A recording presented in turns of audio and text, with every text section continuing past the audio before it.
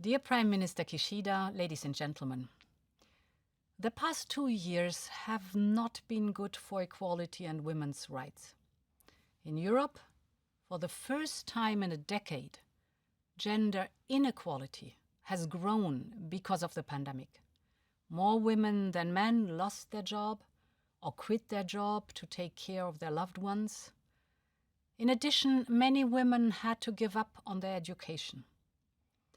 This means less economic independence, less rewarding careers, and smaller pensions.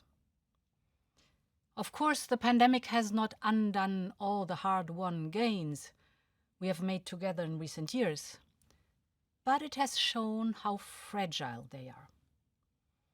And this is why I am particularly grateful for the World Assembly for Women for putting once again gender equality at the top of our agenda. And I can assure you, Europe stands firmly at your side.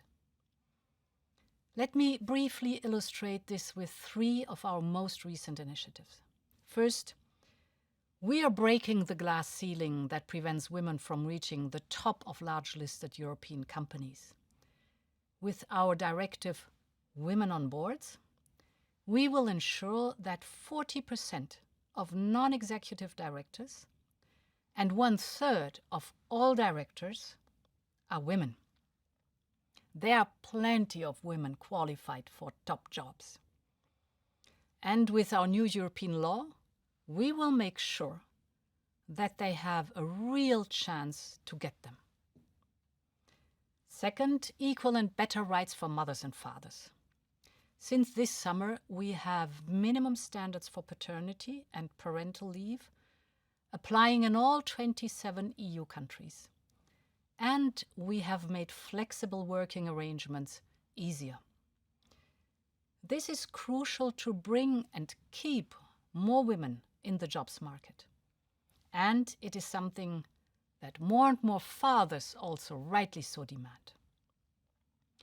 Because no woman or man should have to choose between being a parent or having a career. This is also what our new care strategy is all about. This is my 3rd point. We are setting childcare targets to be reached by 2030. At least 50% of children below the age of 3, and 96% between 3 and their primary school age should have access to childcare and early education.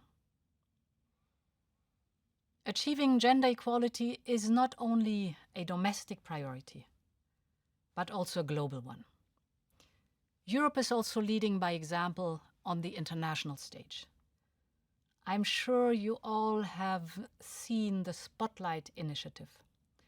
We're working with the UN and with 26 countries around the world with targeted and specific plans to end violence against women and girls.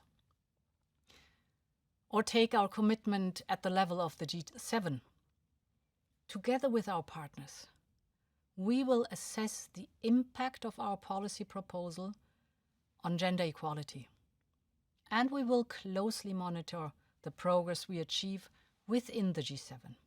Ladies and gentlemen, as a woman in leading positions for many years, I know 2 things for sure. Achieving gender equality requires constant attention and action. And gender equality must not only be a topic for the HR departments, but for the top level of every institution and company. They have to be the driver. I know I can count on Japan, also in its upcoming G7 presidency, to keep women empowerment high on the global agenda.